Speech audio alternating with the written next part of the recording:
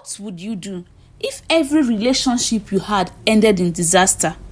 If every time love knocked on your door, it was met with anger and fight instead of open arms? What if every relationship you started ended in pain and heartbreak, leaving you scared to let anyone get close? Would you dare to confront the darkness from your past, or would you keep everyone at a distance? This is the story of Ruth, a beautiful and intelligent young woman, known not only for her beauty, but for her hot temper. Every man who tried to love her ended up beaten and bruised. Everyone wondered what lay behind the rage she unleashed. Despite the whispers and judgments, no one knew the real reason why Ruth was so quick to fight. No one knew the childhood trauma that made her see every man as a threat. Ruth was known in the neighborhood as a tough, no-nonsense girl. She was never friendly with men, and if any man dared to annoy her, she would fight him until he had no option but to back down and leave. Everyone in the community wondered why she was always so harsh, but no one had the courage to ask her directly. It wasn't just her sharp tongue that made people wary. Ruth had physically fought men in the market and on the street. She became the subject of gossip, and many people questioned what drove her to act this way. When Ruth started dating, it always ended the same way. She would beat up her boyfriends until they had no choice but to break up with her. No matter how patient or kind a man was, he couldn't withstand Ruth's hot temper. The women in the neighborhood often whispered about her in the marketplace, wondering why she acted that way. "She's beautiful, but she's too dangerous," they would say. "Why does she treat men like that?" Despite Ruth's reputation, she was never short of admirers. Many men believed that they could be the ones to change her. They thought if they were gentle and patient, she would soften. But one after another, they all left, beaten and humiliated. They carried their bruises like badges, each serving a warning to others who dared to cut Ruth. Even her friends stopped advising her. "She's just too troublesome," they would say. "Let her be." But then, one day, Ruth met Kelvin. He was different from all the other men who had tried to date her. He was calm and patient and wasn't easily intimidated by her hot temper. From the very first day they spoke, Kelvin could sense that Ruth was different from the way people described her. There was a soft side to her, a side she tried very hard to hide. He decided he would get to know her better despite everybody's warning. As time went on, Ruth began to warm up to Kelvin. He never pushed too hard and always respected her boundaries. They started spending more time together, and for the first time in a long while, Ruth felt something she hadn't felt before: hope. Maybe this relationship would be different. Maybe she could let her guard down just a little. But Ruth's temper was always lurking beneath the surface, waiting to explode. One day, Ruth and Kelvin were having lunch at a small local restaurant. Kelvin was scrolling through his phone, reading an article. Ruth noticed a small frown on his face and asked, "What's wrong?" Kelvin looked up and shrugged. "It's just something about domestic violence rates increasing. It's really sad, you know." Ruth's face hardened instantly, her heart pounding. The mention of domestic violence triggered memories she tried so hard to forget. Her father's face flashed in her mind, his voice booming, fists clenched, and her mother's sobs echoing in the background. She bit her lips and tried to push the thoughts away. "Why are you reading that?" she asked, her voice tense. Kelvin looked paused. "I don't know. It just popped up on my feed and I thought I should read it." Ruth's anger flared up. "I don't want to hear anything about that," she snapped, her voice louder than she intended. People turned to look at their table, surprised by the sudden outburst. Kevin's eyes widened. He reached out, trying to calm her down. "I'm sorry, Ruth. I didn't mean to upset you. I didn't know you would react this way." But Ruth was already on her feet, glaring at him. "Don't ever talk about that again," she warned. With that, she stormed out of the restaurant, leaving Kelvin confused and embarrassed. Later that evening, Kelvin went to Ruth's apartment to apologize. He knocked on the door softly. Ruth opened the door, her eyes still filled with anger. "What do you want?" she said. "I'm sorry, Ruth. I didn't know that topic was sensitive for you. I wouldn't bring it up again, I promise," Kelvin pleaded. Ruth looked at him for a long moment before stepping aside to let him in. She didn't say anything, but her silence spoke volume. Kelvin knew he had to tread carefully. Days turned into weeks and Kelvin thought things were getting better. Ruth seemed calmer and they spent more time together.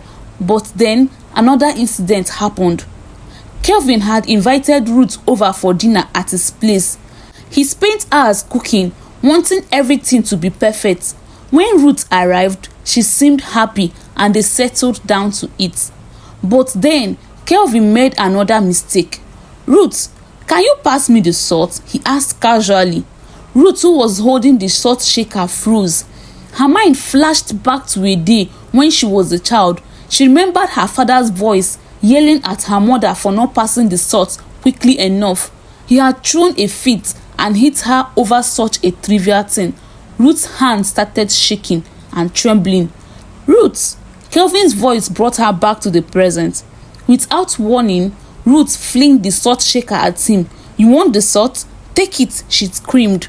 The shaker hit Kelvin on the shoulder, spilling salt everywhere. He looked at her in shock, his face a mix of pain and confusion. "What is wrong with you?" Kelvin yelled, his patience snapping. Ruth's eyes filled with rage. She attacked him, pushing him against the wall. She started hitting him, her fist flying, as she screamed incoherently.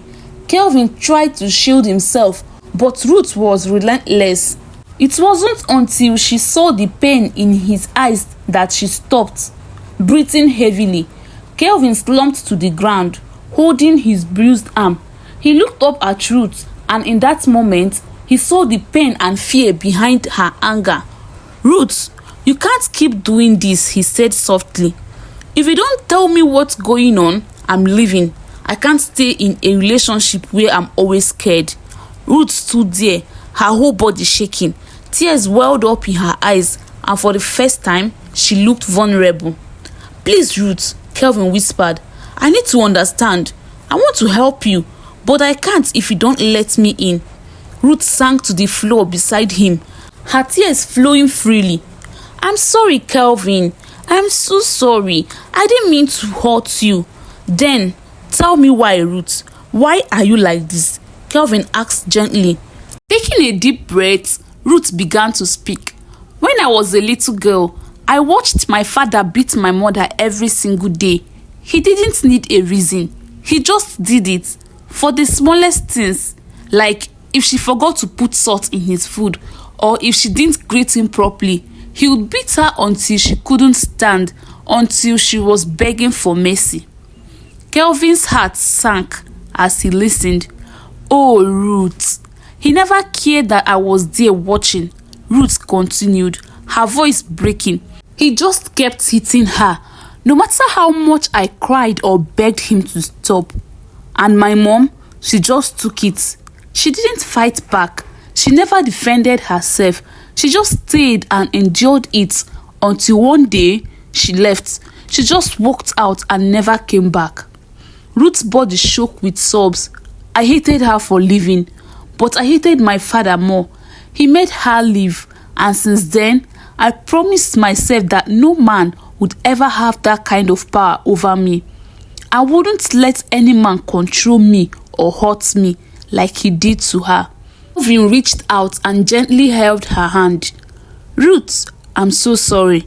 Can't imagine what that must have been like for you." Ruth looked up at him, her eyes filled with pain. "That's why I'm always on guard, Kelvin. I see every man as my father. I feel like I have to fight them, to defend myself before they can hurt me." Kelvin pulled her into his arms, holding her tightly as she cried. "You are not alone, Ruth. I'm here for you. and I'm not going anywhere, but you need help, professional help, to heal from this. Ruth nodded through her tears. I know. I want to change, Kelvin. I don't want to lose you. From that day on, Ruth and Kelvin took steps towards healing. Ruth started attending therapy to confront the trauma of her childhood and learn healthier ways to manage her emotions. Kelvin stood by her, supporting her every step of the way.